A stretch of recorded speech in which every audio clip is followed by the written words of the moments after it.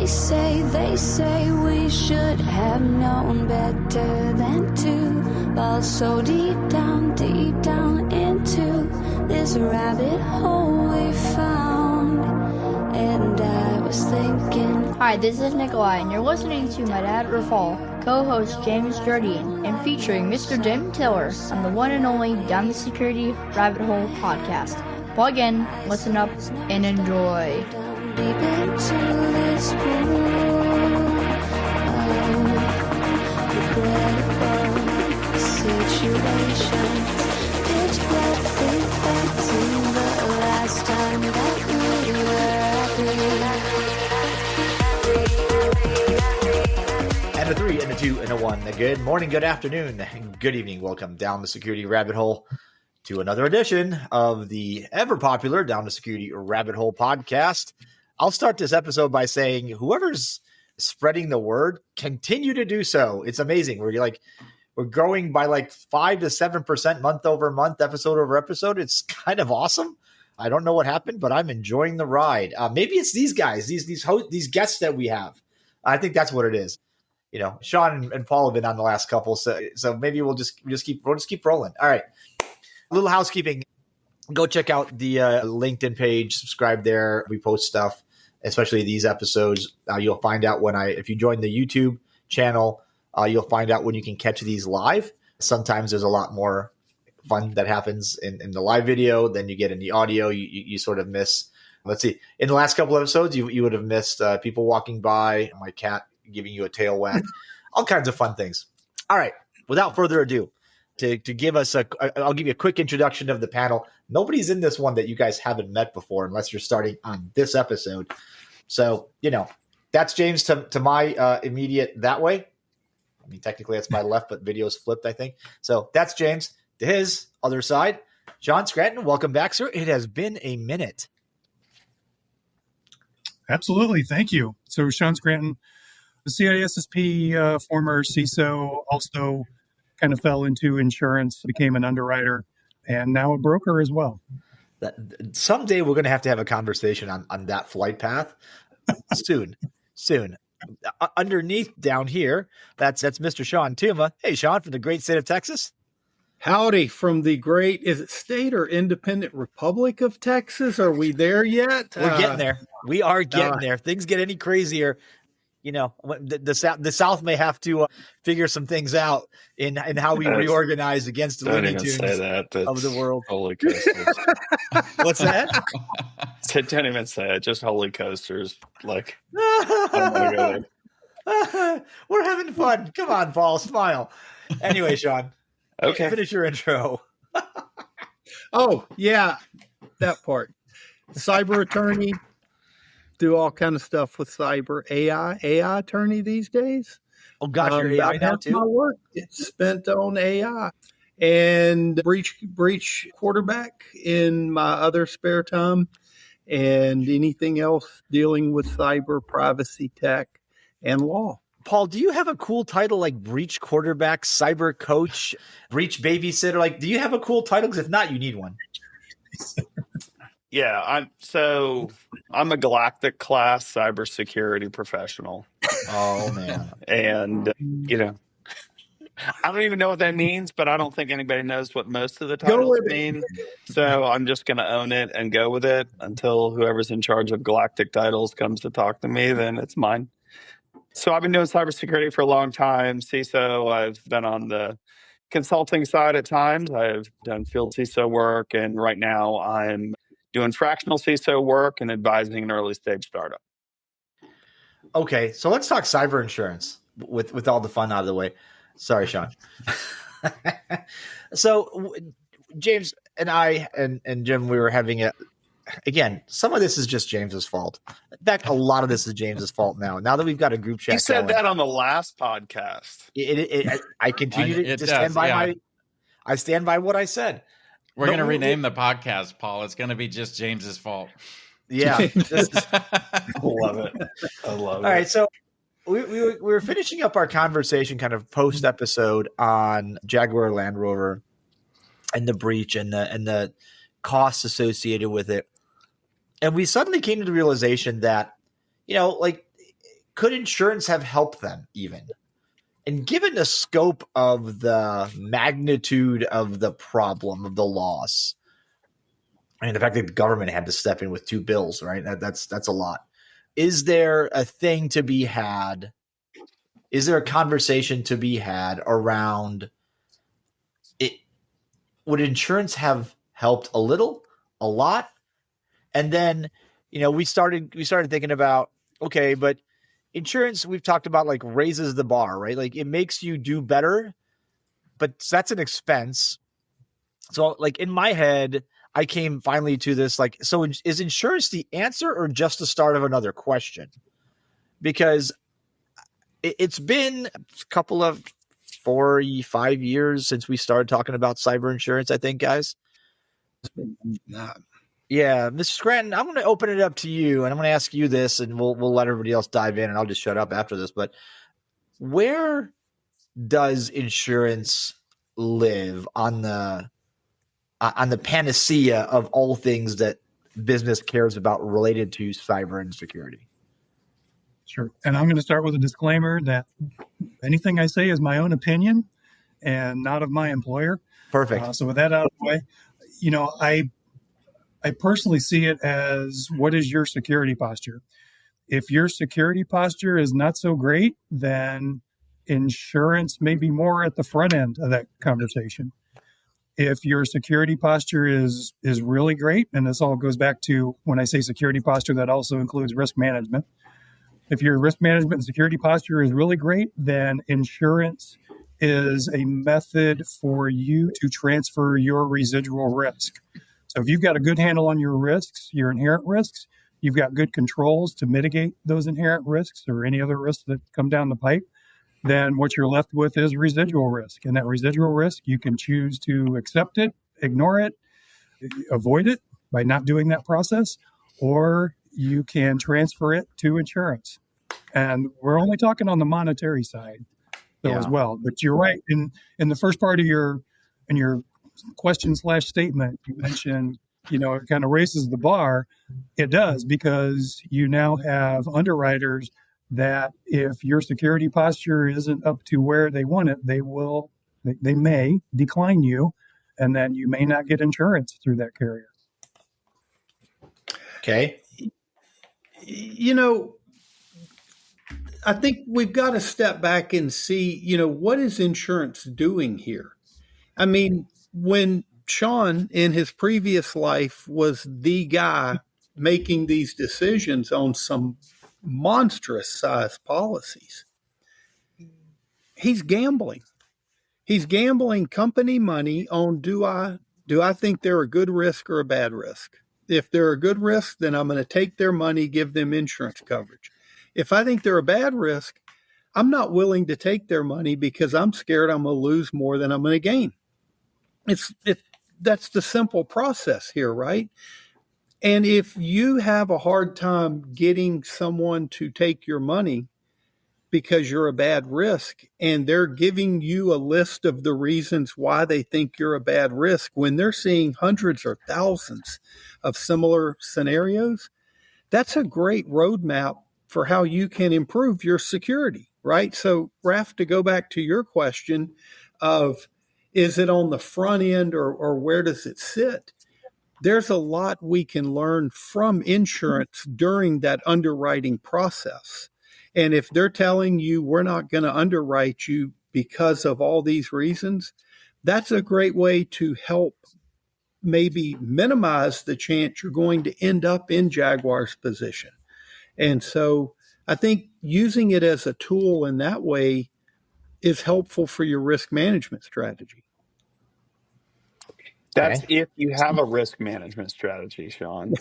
And I only say that, partially tongue in cheek, because what I have seen recently reminds me of the first time that I did a PCI assessment when I was accountable for that. And I went to go talk to the person, and they said, yeah, and they're just like a form we fill out, and I initial and then sign, and that's it. And I said, no, like we actually have to check that stuff. And then whatever form we submit at the end is you saying that you checked it. And this was news. And we're seeing this now. There's a number of kind of small and mid-sized companies that I work with in various capacities. And somebody somewhere at some point in the past signed off on the cyber insurance policy and was like, oh, yeah, we have that, sure. And that went away. And now things are coming back around for renewal. I'm sure underwriters have gotten smarter. They're asking harder questions or more pointed questions where they've gotten bitten. And so you have sticker shock both on the question requirements as well as on the cost. And, I've been shown both versions of those. I've seen some of the kind of early, V1 column and the V2. And when I explain what it actually is asking, the eyes get really big and they're like, well, we're not doing any of that, Paul. I mean, I'm like, that's right. And that means if something happens, you're not going to get paid. So I think there's a perception gap. It also means there's a much higher likelihood that something is going to happen. Yes. Because someone like Sean made his living analyzing whatever data they had available to determine what's going to most likely cause a loss here. And so when, we talk a lot about vendor risk management, supply chain risk management, all that. I always tell people this, and I believe it 100%. If I only get one question to ask of a third party, it's how much cyber insurance do you have, of coverage with a quality carrier do you have? Because I know that whoever underwrote that, if it's a decent sized policy up in the millions, they're probably going to have done more due diligence than I'm going to be able to do. What happens though when you get somebody that decides, like Sean, you brought that up as, the underwriter deciding, hey, we're not going to write this policy. What if we flip that script and we say, hey, look, I'm XYZ Corp, and you know what? I don't like I'm not going to get cyber insurance because we either feel like we can cover it or the extent to which we think we're going to go down wouldn't be covered by it anyway, right? Like that, hey, look, we can cover the losses, the cost of the cyber insurance for what we're going to get from it, and the chance that we think it's going to happen are slim. We don't think this is going to happen, so we're going to forego getting it from a revenue standpoint and a cost, like on our side. But then you've got these other companies, right? Either your clients, vendors, whoever, that are like, no, you need to have cyber insurance. Is there something there that, do you get the option to just say, no, I don't want to do that? Because there's so much push from external forces now to say you have to have cyber insurance to work with us. No, on the first, and ST, if I can take this quick, on the first part of that statement, as far as what you're kind of describing as residual risk, and so if they've got a great handle on their residual risk, and like, yeah, you know what, we don't need insurance because we feel that we're only going to be down for a day and a half or a day, and so we don't see the value in it. Then okay, that's where they are. That's great. Their security posture must be pretty good. On the second side of it, we had quite a few clients that would come to us as underwriters that said, we need 20 million of insurance because this is now our contractual obligation. And otherwise we would not need it because we have SOC 1s, we have SOC 2s, we're ISO certified. We have all these things going on that show that we're great security. We have a great security posture, and we just contractually have to have it obligated. Yeah, I mean, and, James, to your question, when I'm asking that question in a third-party risk standpoint, due diligence, I'm looking for that canary in the coal mine, like that one thing that's going to give me an indication of maturity of their security program. If they tell us, look, they're a super mature organization. They've got a great security program. And they've thought through this and they have a contingency plan, or maybe they only have cyber insurance for really high catastrophic loss and they have like a huge self-insured retention or whatever. That's satisfying my inquiry of, are they mature or not? Right. Now, I also want to know, are they going to be able to get recovered if they have a problem? Because I'm now living or dying by by their own ability. But I think, it's when we're dealing with small, mid-sized companies, kind of like Paul was mentioning with some of those, they haven't even thought through this stuff. They've never thought that far. Yeah. I mean, they're just, no, what? Cyber insurance? What's that? Well, if you're saying that, then I know there's a lot of other problems we need to be looking at, right? Mm-hmm. Well, it makes you wonder too. We think of things like SOC 2 and we think of scope, right? Like, oh, well, you've got a SOC 2, great, but what's the scope of it? Do we need to consider the scope of what insurance covers? Because you brought up, Sean, the idea of, is it full catastrophic? Is it, because it makes me wonder, for most people, are you getting insurance that says, you know what, my whole world just blew up, everything is down? I mean, if you take the Jaguar piece, right, like everything's down, we're out a month. Are you getting insurance? Chain, I've just sent a ripple effect through the UK economy. Are you getting, not to say not to do it, right, but are you getting insurance for that, or are most people getting insurance for a much smaller scoped, I got hit by a small ransomware that took us out for 2 days or something. It covered the ransom. It covered getting us back up to speed, but it in no way would ever cover something like a full, Sony hack or, what I mean? Like the scope of what are you suffering with insurance? The answer, James, is it's my favorite answer. It depends. It Damn it, depends Sean. on the company. You knew this was coming, right? You're the lawyer. I think you're obligated to say that. You invited me. You were getting it depends.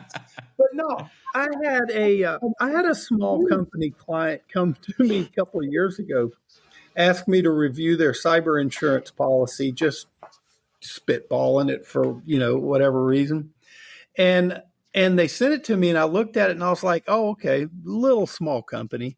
They've got, it was either $1 million or $2 million in coverage. And I was like, okay, that's good. And I go in and I'm looking and I was like, sublimits, $25,000 for ransomware. I was like, well, that's interesting. And I asked him, I said, what is your goal with having this insurance policy? What are you worried about the most? And they're like, well, I'm worried about if we get hit with a ransomware attack. And I was like, well, how did you get this policy? And they said, well, that came back a couple of years ago. We were signing up to do business with this company, and they said we had to have a $2 million policy. And so this was the cheapest one we could get. And what it really meant was they only had $25,000 of coverage for what they were worried about the most, which was a ransomware. Okay, so this leads into my question, right? So I liked your point about, kind of from a third-party risk perspective, if you can only ask one question. I've been on both sides of that coin. We talked about it in a previous podcast ad nauseum. It made us all very happy. That was also James's fault. But I've never seen this inbound, nor have I asked it outbound in a third-party risk context of like, hey, show me your cyber insurance policy. Do people do that? Like, is that because it's not a bad idea. Usually you'll only see the deck page where it has just that one page with their declarations on it and limits and sublimits. Because that sublimit, what that means is you've got a $25 or $2 million policy, but for this particular risk of ransomware, you have a $25,000 policy. Right. And it's all those dirty insurance games that people like Scranton used to play, Oof. Wow, that was pointed a little. Wow, I'm inspired. I feel like that stings a little. So this is where it kind of gets sketchy for me is when you start, Sean. That's the perfect question. What are you worried about, right?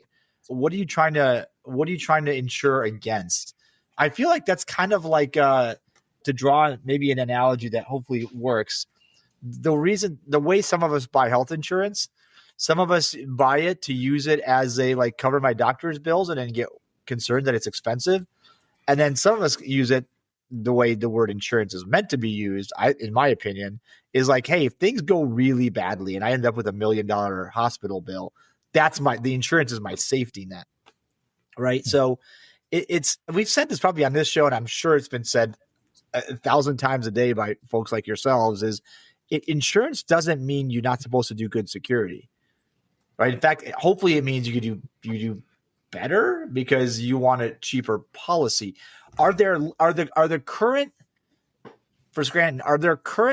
policies that you know of? And I don't want to talk about things that you've done or over, specific to your day job, but do you know of a policy that would have covered the type of catastrophic failure and loss and impact that Jaguar Land Rover had to the tune of like $2 billion? Yeah, the largest policy I've seen was $1 billion, and that policy had, I believe, it had a $250 million captive. So, as Sean mentioned, that self-insured retention, the deductible, there was a $250 million deductible on that, but it was $1 billion policy that also covered cyber insurance, and it covered some other things as well. I have not seen a $2 billion policy. What you'll usually have, though, what you'll find, going back to the deductibles, and I'm not supposed to do this, but I'll use deductible and retention, and it's same because we all know we have car insurance. We know what our car insurance deductible is, so it's easier. So when you have large organizations that want more of the what we call catastrophic insurance, as you mentioned with your healthcare, if you want a $200 million policy, you're probably not going to get $100,000 deductible. If you are, you're really going to pay for it. What you'll get is more likely like a $25 million deductible or a $10 million deductible. And so the deductibles will go up as the total limit of insurance goes up. For smaller organizations, for really small companies, now for those large companies, the underwriter scrutiny is going to be pretty intense. For smaller companies, because there's a lot more smaller companies, underwriter scrutiny maybe relaxed a little bit. However, your deductibles are going to be relaxed to where you can get a $250,000 deductible on a $5 million policy. You can get a $50,000 deductible on a $1 million policy. Okay, Farley, am I crazy, or does this sound like the exact conversation we just had about third-party risk? Like, we could have replaced some of these words with third-party risk, and we would have had the same conversation. You're on mute. I do my best stuff on mute. I had to go on mute because I had some background noise. I didn't want to disturb the podcast. But definitely the smartest, most on-point things I say are always on mute. But it is, Raph. I agree with you. And I think I totally lost my train of thought now. Totally. Friday, it's okay. Put him back on mute. There. Yeah, I know. I got to go back on mute for the good stuff. Well, but I know. Ooh. So, hey, didn't you say we were going to drink during this? I think Paul has already started. All right, continue. I have not, but it's scheduled.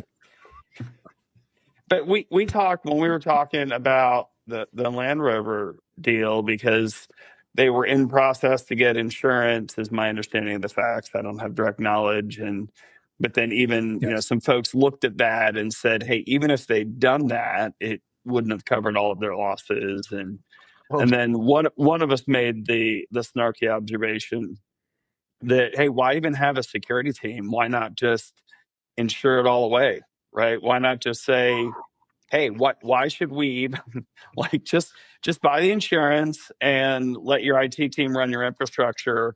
Why are we spending so much money and time on all these security projects? Like, take whatever the cyber insurance company says, these are things you have to be doing. Make sure your IT team has deployed those, and then wait for the fallout. Let cyber insurance pay for it if you get hit. Insurance is your new virtual CISO. I love it, Paul. Scranton's over here. He just fell out of his Poor chair. Sean looks like he really wants to say something. So you're right, Paul. I think when you were on mute, you were right. Yeah.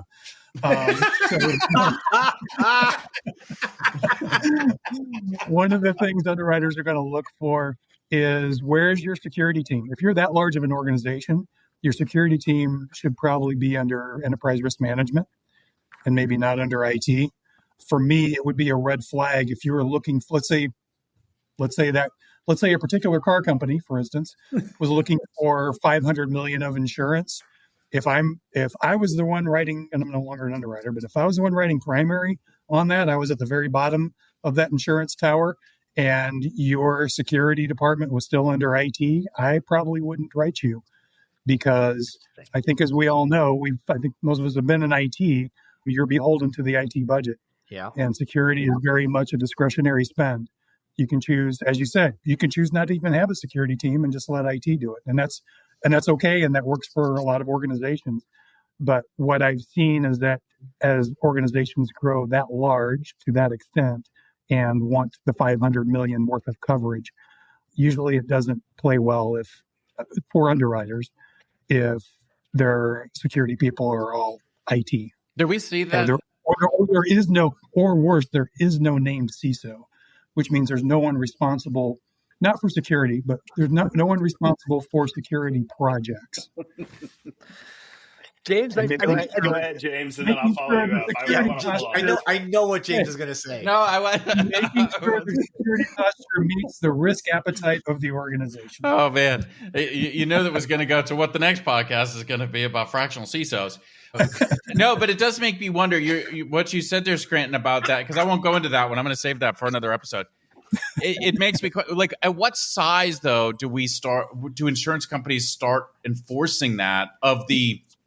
We're not going to write this because security is part of IT, and we're saying, hey, look, because of being beholden to the budget, because of this, we don't feel as though security is getting the vision that it needs. At 500 million, wow, we're big enough. It should be over in this other spot. But I mean, do we see insurance start pushing that lower and lower as we go to get them out of there?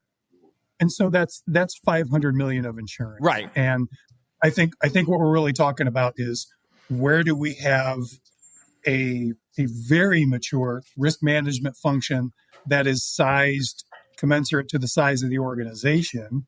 So if your organization is, let's say, pulling in, 50 billion a quarter in revenue, hey, you probably want you're in, let's say, a risky environment, cyber risky environment, then hey, maybe you should have your cybersecurity be part of your enterprise risk management. It depends. However, what I'll dive into ST's little comment there, as far as what you'll see at a lot of brokerage or a lot of underwriting firms, is that there is kind of a gradation as far as this team covers insurance for entities that have revenue over X amount, whether that's 1 billion, 5 billion, et cetera. This team covers entities that are below X amount, 500 million in revenue, 100 million in revenue. And so at the lower end of the revenue structure, you'll see more, we call it box underwriting, for lack of a better term, to where you don't have time to dig in and spend hours on every insured. So you're going to send them a shorter application. They're going to check the boxes, and they're going to provide their answers. And our expert systems will take a look at it and decide whether that's a good risk or not. Conversely, on the other end, where you're writing for a 50 billion per quarter revenue company, I want to spend hours because I know if stuff hits the fan, it's probably not going to be pretty, and I'm going to be on the hook for it, and I'm probably going to be on the hook for it for a little more than the 2 million that the smaller revenue company wanted in insurance, more for like the 10 million that the larger company is going to need, right? But we see, we've seen over the years. I mean, we talked insurance for 5 years at least, I think, right? And how we've seen insurance drive better security posture within organizations because of the information they're seeing, right? Like, hey, we're seeing all this. This is where you're, shut down SMB, do this, do this.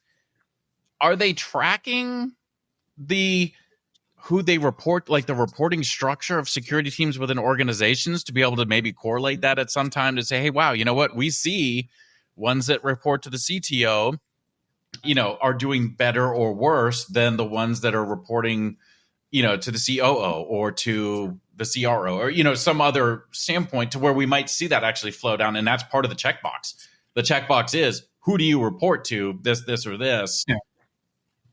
And so every insurer, as going back to the checkboxes and back to the larger underwriting meetings, every insurer they should be tracking that. And so as an underwriter, what I see a lot of underwriters, they're working with their claims people. And so their claims people are informing them, hey, we're seeing claims on this, we're seeing claims on this. And so you'll see reactions to events that have occurred, like, for instance, CrowdStrike this past July. So we're seeing I'm pretty sure ST has too, where there's a much larger focus on third-party risk management and how are you managing third parties. CrowdStrike was, that was ugly. And, I don't know how much you could do from a third-party standpoint when you have a vendor that is so embedded, down to the, ring zero kernel layer of all of your devices that you could kind of, unwind that and pull that out. But I'll let ST talk. That sounds like what? Man, I can't add anything to that brilliance right there. That's So I'll get in there for a second to give ST time to think or go back on mute and say some smart stuff. Raph, you were talking about third-party risk, and it is similar in that, something we talked about that is, people send out these extensive questionnaires, and in some regards, to what end, right? Like, one, are you really making decisions on all that stuff? And I relayed how at an organization, just from a scaling perspective, we used a triage questionnaire that had 10 questions. And somebody who knew what they were talking about could look at those 10 questions and either say, yeah, they're fine, let's not go any further, we're good. Or let's ask them a few more questions. Or, oh, heck no, we are going on site, book a flight, right? Like you could come up with one of those three things based off of 10 questions. Do you have a security leader? Do you have security policies? I mean, like super basic stuff. And it was everything from people would answer it great to the, answers that you didn't like. And then the scary ones were the ones that thought they were answering it well, but obviously had no idea what you were asking. And you were like, oh, I got to go eyeball this. But one of my favorite, bless your heart. One of my favorite, I call him the IT guy. Back in the day when RDP was being hit so heavily by threat actors. Oh, no, it can't be RDP. We changed the port number. That's secure. We'd be like, uh-oh. No, but Paul, you're right. And you could actually have a job to where you look and you create applications according to you. What you're trying to do is weed out.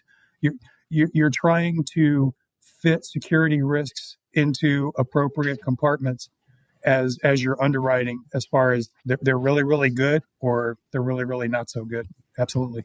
Begs the question. I mean, go back to Sean Tuba, your point earlier, is I got one question for you. Do you have insurance through this this rating of a company? And if third-party risk is doing the same thing that insurance is doing, both saying, here's a questionnaire, tell us what you're doing, and we're basing everything off of that, does that circle back around? I mean, could I have the one question in? Did we just solve a problem, James? Did we just we didn't. Here, did that just happen? Yeah, I mean, it's really, is it rising to the level where they're having that conversation with Scranton? If they're having those kind of conversations, or at least some reasonable diligence, if I only get one question, I know they've probably done a better job than I'm going to do with one question, Well, that's what I'm saying, right? Like I send the SIG Lite out to somebody and say, fill out all these things. And if that's the same thing that, a top-rated insurance company is doing, then, and maybe even further, like you already did my third-party risk assessment for me, if you've got that, right? To a certain degree. I mean, it's right. So we're in the world of risk.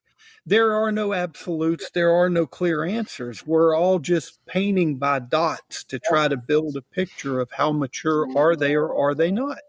And so each one of these things is a dot on the canvas to paint that picture of, are they a good risk or are they not? That's kind of how I look at it. But that's a pretty good dot. If I fill in that, you have a pretty good size, cyber insurance policy, somebody else has already looked at it. Yeah, that's kind of like the reporting question too, right? Because to me, I've been under the CIO, I've been under legal, I've been security as an executive team member. By far, that was the best because security had the seat at the table. You weren't translating it through anybody, right? Not a chief risk officer, not a chief legal, a CIO. Not to take anything away from any of those individuals. I'm still friends with all of you, but you didn't have that translation layer. But I think really where it comes down to is who has the influence. And there's structures that are kind of stacked against. Sometimes in legal, those organizations don't have big budgets. They don't. It's harder to get things funded and done. So on the other hand, you have the GC who has a very similar mindset to a security person.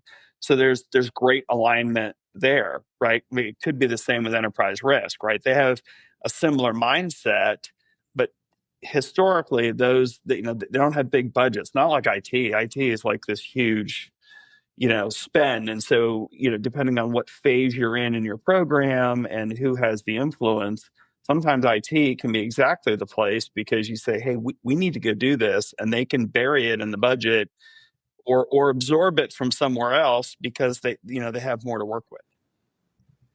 One of the things, going back to James' comments on going back to third-party risk, one of the things I really looked for is a very mature third-party risk management program, because more often than not, when I saw that it was very mature, then everything else was in line. Yeah, John, can I stop you? It was usually day when so I saw insurance is looking for third-party risk, and for third-party risk, we're looking at insurance. That's that. I feel like this is two snakes eating. Well, hang on. I don't want to oversimplify my point here. My point is, if I had only one question to ask, okay, that would be that one question. That by no means that's the extent of what I want to look at in a third-party risk management program. By no means is that is all of it. But I'm gonna posture that of all the parts of a security program that I've seen in recent memory, called the last 5 years, third party risk is by and large the least mature, the least well built out. And that is exactly what you're thinking about it, and you're trying to do it. That means you've already done the other part of that continuum. I see where you're going. Okay, yeah, you've already hit all the low hanging fruit, and now you're maturing your third party risk program. Okay, and if you're maturing that, then you're already in a good spot. That's fair. Yeah. Okay. Hey, look, we're out of time. Hey, we solved that. We didn't even get to the one question I wanted to talk about. Go, Sean. All right, we got plenty of time. Go. One question I wanted to talk about with Scranton here. Put him on the spot. When we're talking about business interruption, which is what this whole Jaguar thing's all about. Yeah. Right? That's presuming they're going to actually sell those ugly ass cars that they started creating instead of those really cool cars that they used to have for all of history. Oh, boy. Right? Oh, those electric things. Yeah, those aberrations of are those even selling? Somewhere somebody's got an electric Jag in their garage, shaking their fist at us.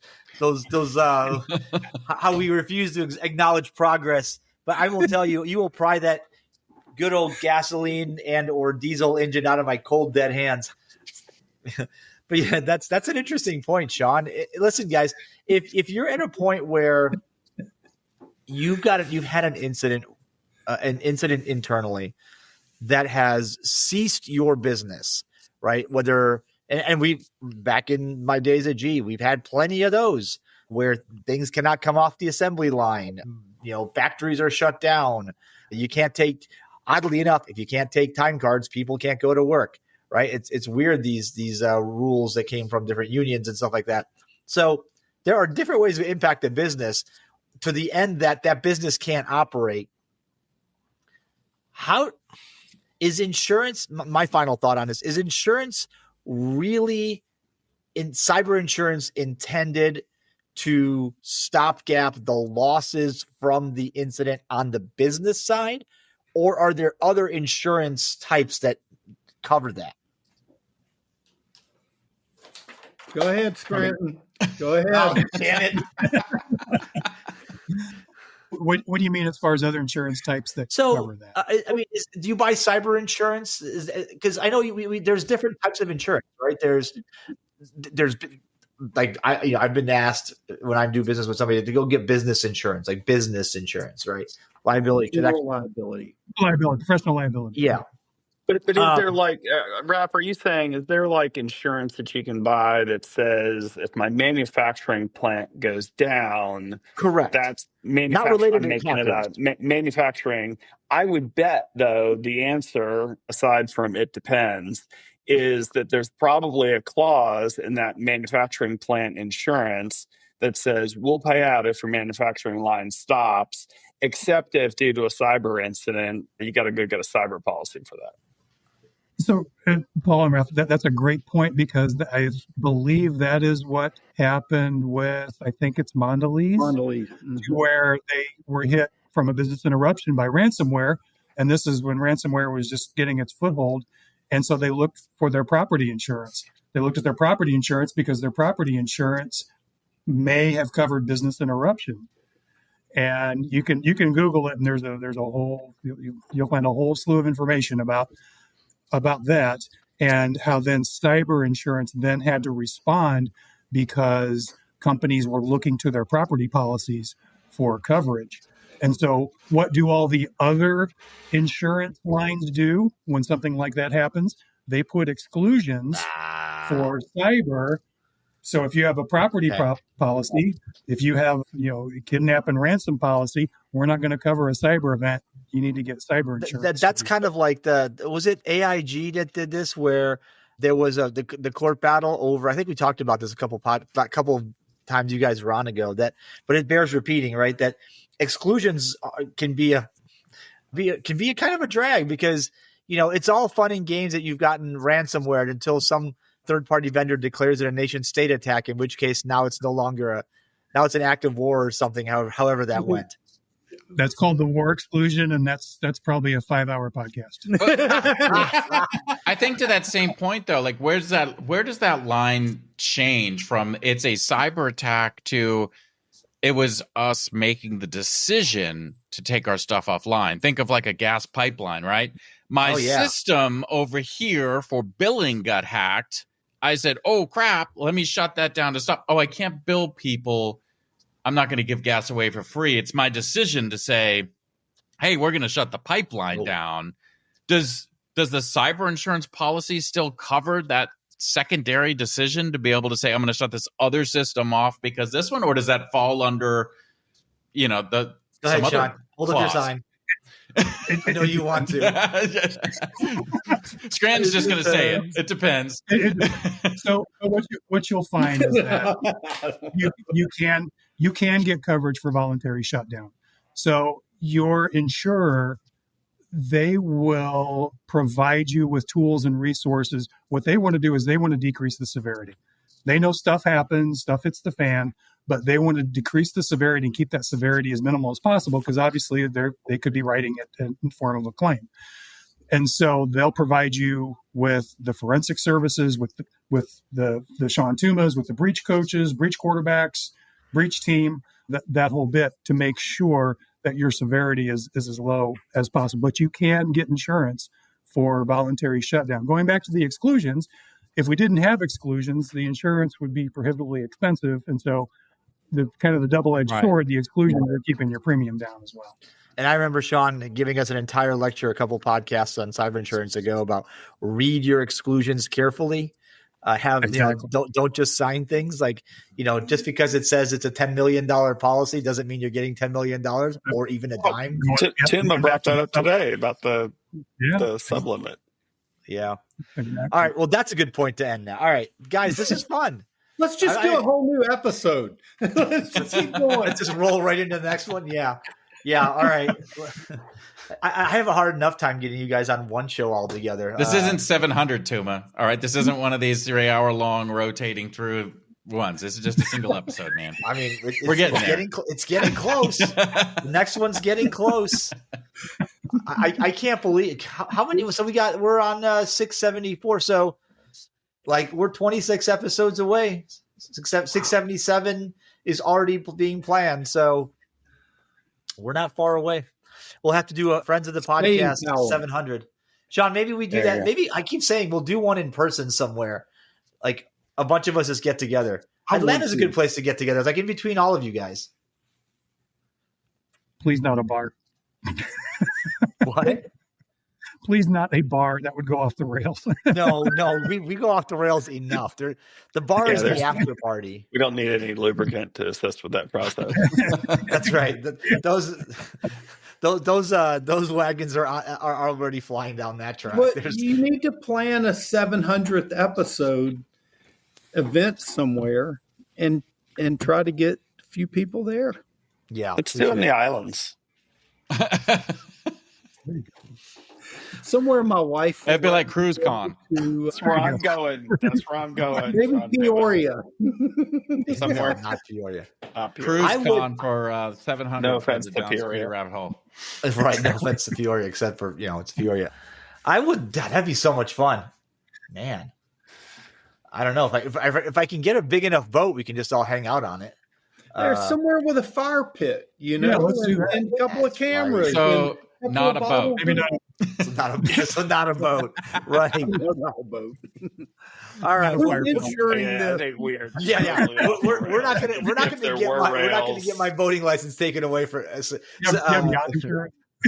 There's no rails inside at this point. Moving on. All right. Thanks, you guys. We're going to start planning 700. I think this is a good idea. If you're so inclined, let's pick a place. Let's go do some things.